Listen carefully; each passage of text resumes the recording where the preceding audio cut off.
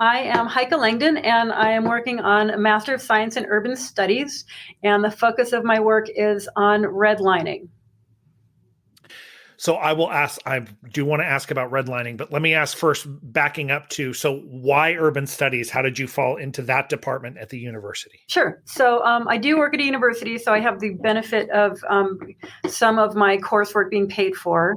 Ooh, okay. And I loved my program in my public administration program so much that when I finished that, I took a semester off and thought, well, why not just go ahead and get the one in urban studies? And why urban studies instead of something else? I'm fascinated by how communities function, how they're built, how policy impacts them, how we all live in some kind of community, and urban studies looks at it from both the physical built environment, but as well the human infrastructure that either makes a happy, successful, cohesive, positive community that people want to live in, or places that struggle, that alienate some people, that are uneven and not someplace where people want to live and choose to move elsewhere.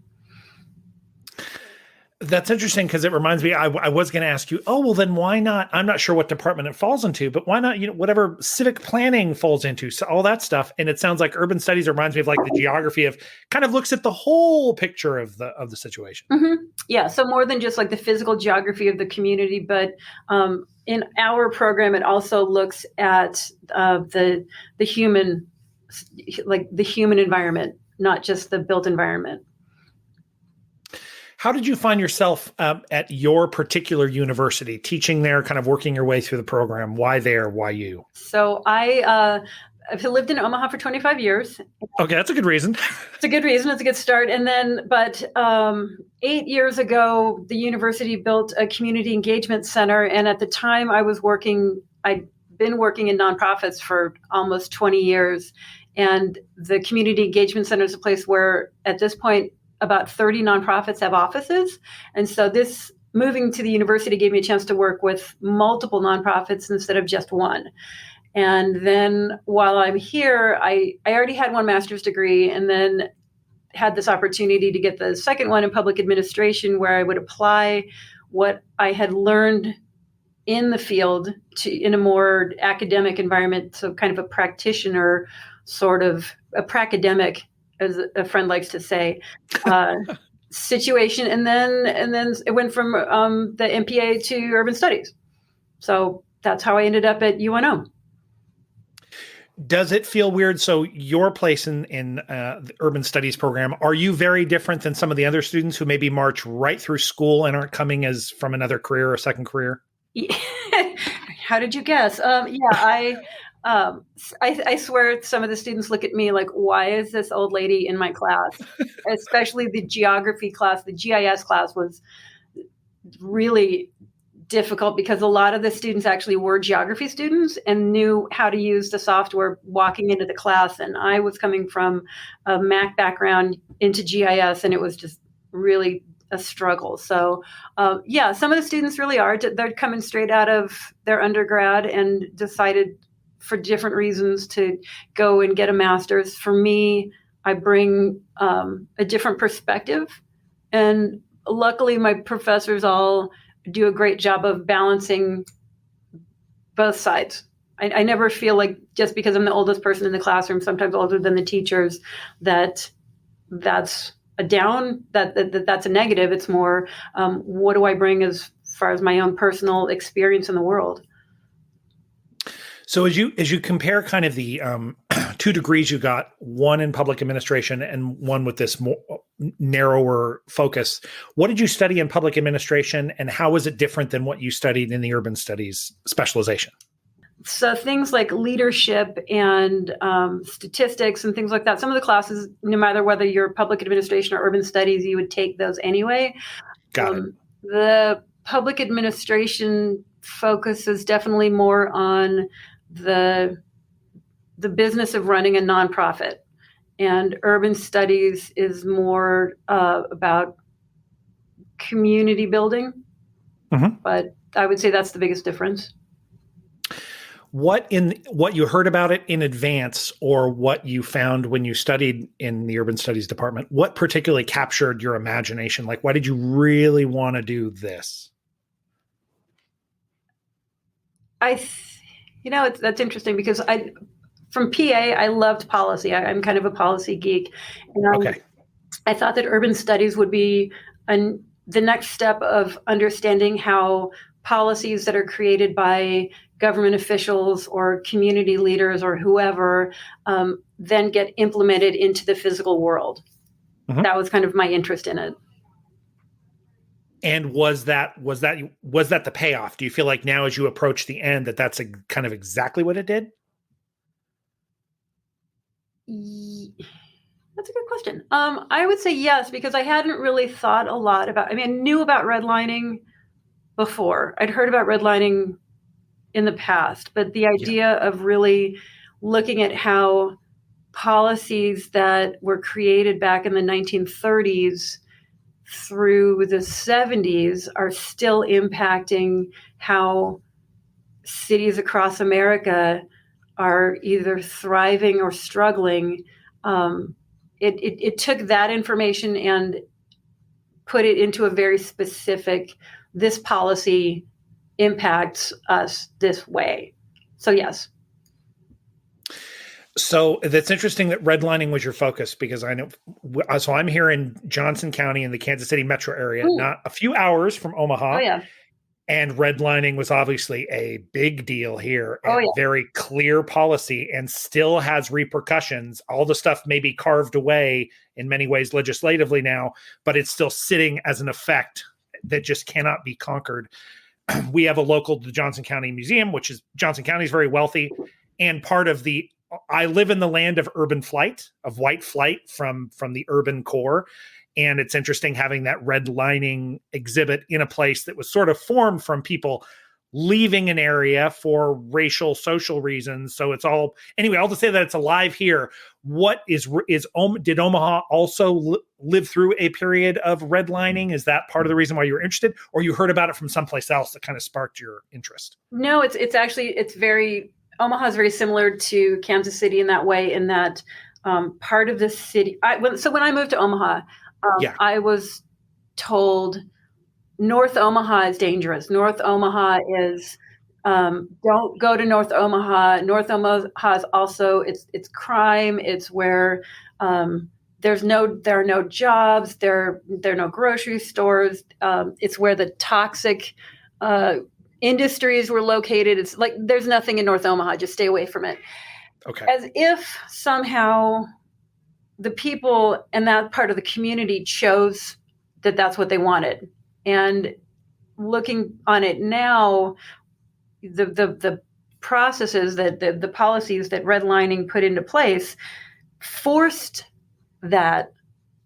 So when you look at a map of Omaha, where you look at the poorest neighborhoods, you look at the zip code that has the highest unemployment, you look at the schools that do the worst, they're all in a specific area. And if you put the map of redlining on Omaha, it's so close you could draw. It's the same map. And so it's not that, so I look at it now, and there's this kind of attitude, if you don't know what redlining is, or that this was a thing, you just look at, somehow these people made bad decisions. They didn't take care of their stuff. They somehow chose to be a bad neighborhood, as if that was something that had no cause. And redlining is looking at redlining makes people look at the fact that if you can't borrow, if you can't get insurance, if the city doesn't invest in the schools and parks and roads in your neighborhood, of course it's going to be the worst part of town, and people don't choose that. It's chosen for them. So that's where my kind of passion for looking at redlining comes from, because as my adopted city, I look at it and think, we could do better. We should do better. I was just on a phone call with someone else about this, and, it could be better, but only if we look at the causes of things can we fix them. And redlining and the negative impact that it still has is a cause, and we're never going to be able to be a healthy, complete city taking everyone's gifts together until we really actually acknowledge that. And Kansas City has the same, when you look at Westport and different neighborhoods in Kansas City, as opposed to, like you said, Johnson County, Right. it's the same. Johnson County has pretty much the same history as Evanston, Illinois, or St. Paul, Minneapolis, or Omaha, parts of cities that people were segregated into different neighborhoods that were then purposefully neglected. Is actually goes all the way to California. It's not like it just happened in the South or the Midwest or cities that didn't grow after the 60s. It's a national thing. Can I ask, in digging deeper into that, I'm always curious about, and I suppose I have to now go to that museum exhibit to see what's there.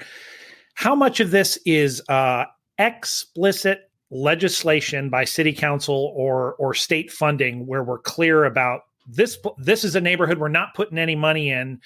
Do they ever make it? How much of it is blatant and how much of it is, well, just the decisions that get made over time? So how much redlining is absolutely clear and how much of it is sort of a pervasive sense of, well, once somebody sets one thing up there in motion, people again start leaving, they won't put money in? How much of it is absolute? How much of it is, Sure. Implicit? Yeah, I understand what you're asking. So back during the Depression, when the New Deal started, they actually created maps of cities, and Kansas City is one, Omaha's another, where they talked to realtors and they divided up areas by zones, A, B, C, D. And A was prime real estate, where you would want, as a banker or a real estate agent, you would want to make a loan.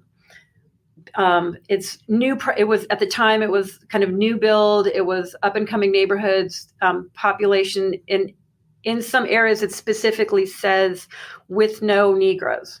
Okay. And in other cities, it wasn't actually written in quite that way. But B was, you might want to make a loan there. It's okay. Mortgage lenders were okay with that.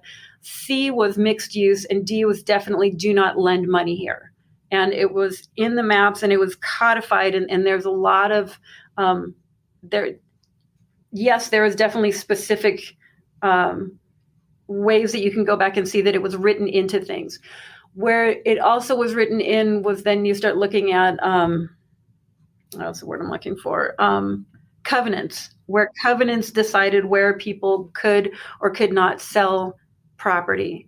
And again, if you can't sell your property, you can't move up the property ladder. If you can't get insurance on it and it's damaged, you can't move up, you can't take care of your things. So specifically until the 70s, it was in a lot of cities written in, and only until then did it become implicit. Well, now it's the damage has been done, and trying to get a loan, trying to get insurance in those areas, they're already blighted, they're already damaged. And so trying to get a loan now in those areas, it's not that it says it on paper that the law changed, but when you look at a particular neighborhood, you don't look at the housing stock in terms of, is it comparable? You look at it in terms of, oh, well, that's that part of town.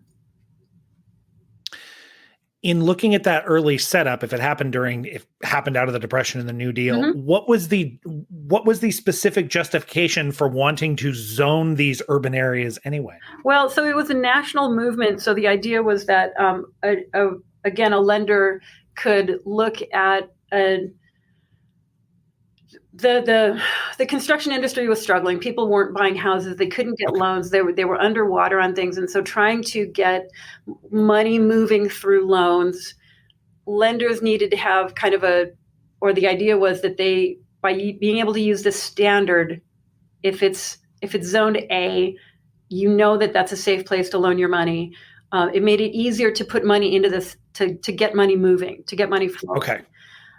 If you knew that it was D, you knew that you just don't even look at that. So that was the idea way back when. The fact that it was also inherently racist was, back in the 30s, just not even something that was sort of a given. people didn't push back on that back then. It was just the way of the world. It took decades to fight against that.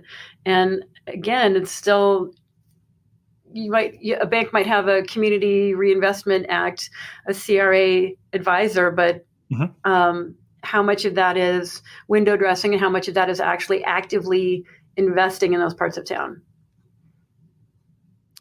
So now spending time looking back at the origins of these things, as you think, because I would imagine you do all this study, not because you think, well, I'm going to just make museum exhibits and talk about the past of how the past sucked, but actually there must be some way to fix this. How do you see a situation where a place has been allowed to be blighted and it's sort of, then it becomes a self-perpetuating cycle of people's attitudes toward it and everybody forgets why it happened. And maybe at a certain point, they don't care why it happened. It just is how it is.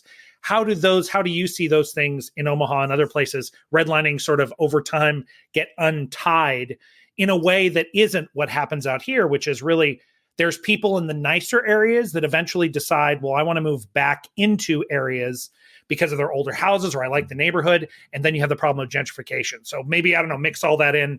How do you fix it? And then how do you keep it from the people who've lived there for a long period of time and have geographical roots and historical roots not being pushed out somewhere else once people want this old place that used to be cruddy? That is the $64 million question because okay. That's what I'm looking at Evanston, Illinois, Omaha, Nebraska, and St. Paul, Minneapolis, and their different efforts at kind of mitigation and reparations.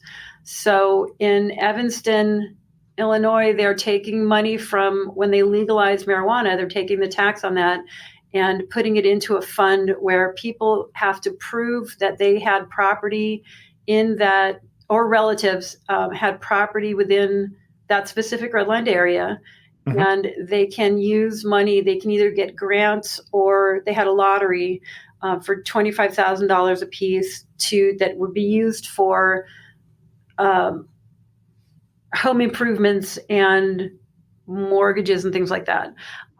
St. Paul is pursuing something similar. In Omaha, they're using Reinvestment Act funds.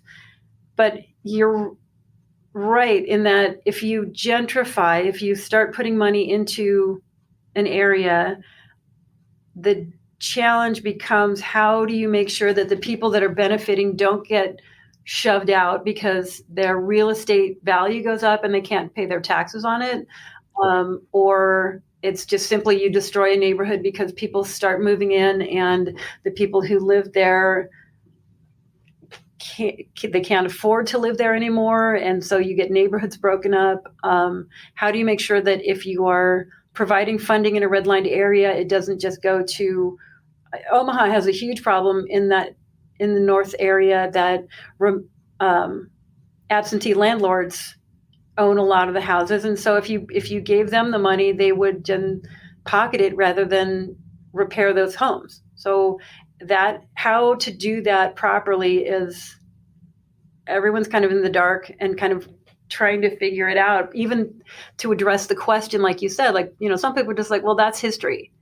That happened in the past. There's nothing we can do about it now. It's not my fault. It's not my problem. In the 70s is when that project ended. So why are you talking to me about it 50 years later? Well, because the damage is still there. So the research that I'm looking at is just trying to figure out, even looking at 3 specific cities, what are they doing and how well is it working? And so that's my capstone will hopefully come up with some recommendations, or at least evaluating what the people that are impacted by it, how they see it. Whether or not it's successful or not is something for 20 years down the line to say, like, whether that actually did change those neighborhoods and for the better or worse. Are there places where there has been this kind of concerted reparation, reinvestment? So in other countries, were you able to ever look internationally at situations that might be commensurate to this and see wild success stories? Or we're all trying to sort out, there are no wild success stories. We're all trying to sort out what a success story could look like and how to do it better. I didn't look internationally. I don't know if redlining is something that exists other places or if this is a specifically U.S. phenomenon. It's a good question. And was there a particular, was it because it was so close to you? Was the kind of the light bulb over your head, the kind of conversations people had with you about North Omaha that kind of guided you into that? Or were you interested in this before that kind of came up? I feel like during my during my urban studies classes, it was something that it just kept coming up over and over again, and it kept looking at this in terms of Omaha as a lens as well. UNO is funding an initiative to look at UNO's role in redlining and what we can be, like what our role can be in repairing the harms. So the university is looking at it, and so my research kind of dovetails into what they're working on as well. So it worked out pretty well that way. But I think, one of the classes that we took that is a requirement for our urban studies program is you have to take a Black studies class. And we started looking at sundown towns. And from there, it surprised me because I grew up in Phoenix, Arizona, and Scottsdale, which is one of the neighborhoods in Phoenix, was a sundown town. And I would not have known that. So I started looking more deeply into just how racism and policy impact the health of a community. And that's how I ended up in redlining. With those situations with sundown towns, are those always or primarily specifically written into the law, or those plays culturally sundown towns? There's both. Okay. Some communities had a sign at the outside on the outskirts, and that's why it's called a sundown town, saying, don't let the sun go down on you here. Yeah. Other places were more like one of the stories that came out of Scottsdale was in the 60s, a baseball player. Oh God, I should remember his name. His team was there for spring training, and while they all stayed in one hotel, he was driven to another hotel 15 miles away because he wasn't allowed to stay in Scottsdale. So, and that was in the 60s. So there wasn't a sign on the edge of town, but there was definitely an understanding that you weren't supposed to be there, and you definitely weren't going to be able to buy a home there. So there's a real range, and it wasn't just, like I said, I guess I grew up with this naive idea that the South is where all the racism happens. And then you start looking in the North, and it's more, it's almost because it's not acknowledged, it's more toxic, because when someone says something right to your face, you can at least address it. If the fact is you don't know why why you didn't get that job, or why you weren't the person chosen to buy that house, you don't really have a way to fight back. So the places where it wasn't explicitly written out they existed. And so the research that they've done to show that is when you look at the percentage of people in a community, why some communities are so very, very, very white. And there might have been even a time after the Civil War and kind of during the Jim Crow years, where there was a higher percentage of minorities in a community. And why did it go down to the point that it's less than 2%? Well, because actions that people took, policies, and things like redlining, where homes just weren't sold, over time became more segregated. Are there, in the instances you looked at in your project or the things you've read about, were a lot of them, for instance, in Kansas City, it was clearly a racial redlining. In all cases, does it seem like the primary thing it winds up creating a racial difference and a racial divide that was either created by it or was there before, or does class and economics mix in too, where the people in these areas that are redlined, mixed races there, and it's less one race than another and more mixed? So in other words, is race just seems like the major determining factor, or sometimes is it simply economics, the people who wound up stuck in this area? So like I said before, there's A, B, C, and D. Okay. Depending on some of the cities, a block would be like, the maps broke things down to like a little city block. And there was one Black person living on that block, it was rated D. E was the neighborhoods where it was mixed. It could be, all these, you have to look at it now and you're like, oh my gosh, but like Italian, Jewish, Black, like all of these sort of undesirables as they would have Right. back then. That was enough to make a mixed block was C desirable. So really not quite as bad as D, but definitely problematic for a lender. And so it's whether it was race that hardcore. Some places, yes, but even a neighborhood where different people were living together happily became, in the end, more segregated just because people eventually, whether they wanted to or not, found themselves moving out. Is the capstone project you're working on now? Is this the thing? Is it sort of a thing you are going to make your entire future career on, or does it feel like something you're interested in, but it doesn't have to be the next 40 years of your academic or professional work? I see that I will definitely continue to be interested in it, and yeah. We'll be watching Omaha very carefully in terms of what we do over the next few years with funding being released into that area. I just think that from an urban studies and general perspective, it makes me think that there's a moral and ethical basis that has to be part of the decisions that we make as city planners. When we look at which developments happen where funding is applied, whether it's cities, parks, or roads, or zoning a neighborhood. It's not just as simple as what's on paper. It affects lives, and so when we need to bring a moral compass to our work, and I think that whether it's a city planner or a city manager, that is where I kind of see my work reminds people that whether or not it's specifically redlining, the decisions that you make on what you're working on can have a really deep impact that has nothing to do with concrete. And I mean, even things like the kind of sustainability and green spaces and looking forward, those are decisions that have a moral depth to them that we need to think about.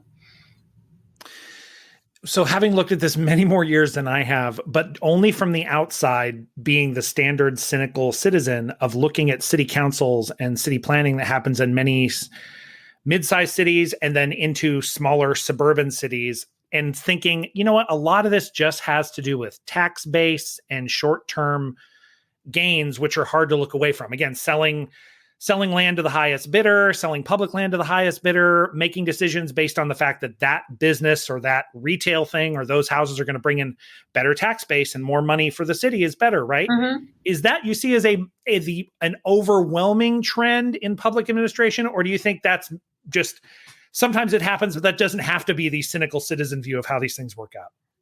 So it doesn't have to be. Okay. I feel like the young, you were talking before, you asked me before about like being the generation that I am in my classes. I look at the people that went straight from undergrad into these, and now some of the people that I know that are working in city planning and that type of field, they do bring a different sensibility, and they're going to be up against it with people that have been in those jobs for 40 years and the developers and all of it. But if I'm seeing stories on CBS News about redlining, right, that means that there's going to be more people who can go to a city council meeting and say, we don't think this is right, or why are you doing it this way? And the people that I went through urban studies with are going to be the ones who can actually work the other side. If you've got one side working on the kind of public awareness of it, these are the people who can maybe use the code and the policies and find out where change can happen, where it's, yes, it would be easy for cities to sell out and just say like, yeah, if we do all of this, it's going to be better for us financially. But right. I don't think it has to be that way. So this is a bit off topic, but I'm curious because you've sort of just lived through it. For you, what was study like for your major in the work you were doing during COVID? So did it curtail anything? Did it make things? You didn't like classes as much, or things were more difficult, or stretched out deadlines? What happened? We went to pretty much all. I started the program. We were having classes in class, and then went to online. And I much prefer in person.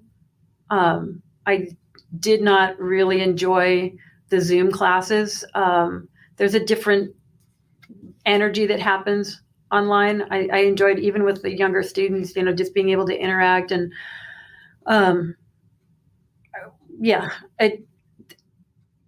I think professors did their best on being lenient with people and understanding it, but I know from talking to professors, it's a lot harder and a lot more work to do a successful online class than it is to do an in-person class.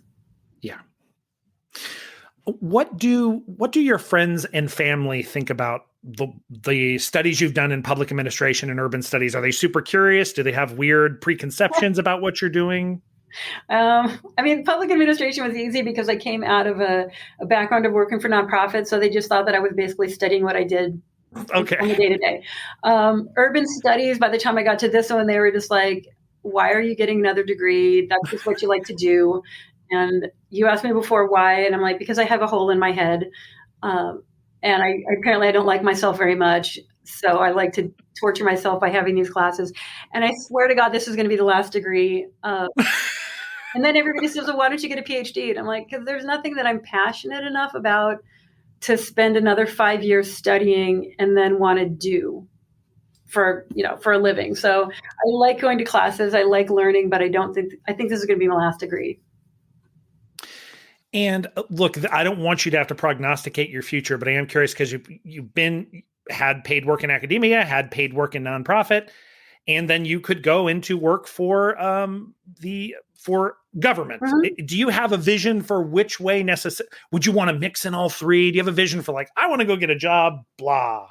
So right now I'm incredibly lucky in that like I said, I get to work with about 30 nonprofits. I get the best of both worlds. I don't work with a specific one. I get to work with everybody, and I love it. I don't see myself in academia as a teacher. I would, if I left my current position, let's put it that way, if I left my current position, the job that I would want would be back in a nonprofit. Okay. I'm curious about that because I have never worked for a nonprofit, but I've volunteered in big capacities with nonprofits, and there's a different kind of frustration with a nonprofit than there is a for-profit or government. From your experience, what has it been like for you working with nonprofits, and why you feel like you gravitate toward that, even though knowing nonprofits can be very frustrating in their own way? So I have worked in the for-profit world, and the difference is, despite what people think, you're not going to get rich working for a nonprofit. Right. I've had somebody ask me that. I don't know where that idea came from, but people who work for nonprofits do it because they truly love what they get up every day and they go to work because they want to be there. And when I was working in the corporate world, people work for a paycheck, and that's a very different energy to be around.